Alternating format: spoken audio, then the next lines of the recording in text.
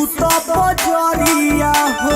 हम सब बुझा दिन राउर होशियारी आवल हो हरिया हो रानी से जरिया हो सटी के सूत बजरिया हो। छुए नाही देलू जइसे लागे भइल हानि बा।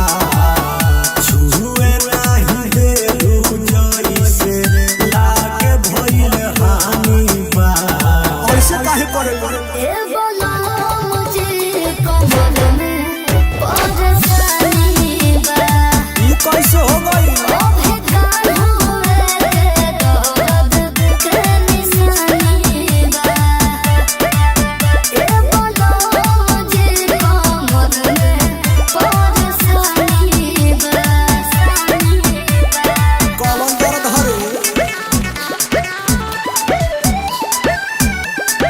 Music said Rakesh.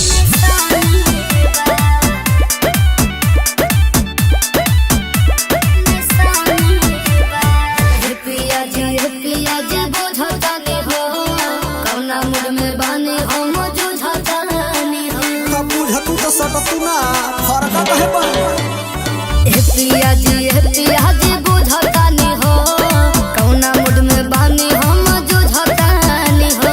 सुनो हट बुझ मजबूरिया हमार धनिया काहे खातिर मिलल बाजवनिया। अपने मरद से हो गया न कहानी बा।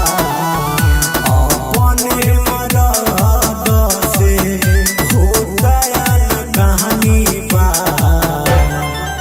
ए बोलो मुझे कमल में परेशानी बा। काहे ओ बेकार हुए दर्द के निशानी बा।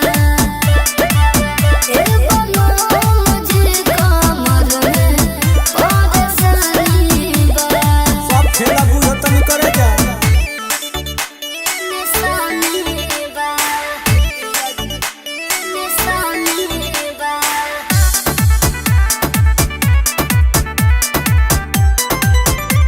कमर में परेशानी बा। निशानी बा। जानो तानी हो सब जी रौरा फेरा में आइल नहीं हो जी। हम सब बुझा दिन राउर होशियारी पूछ नहीं तू बुझ जानो तानी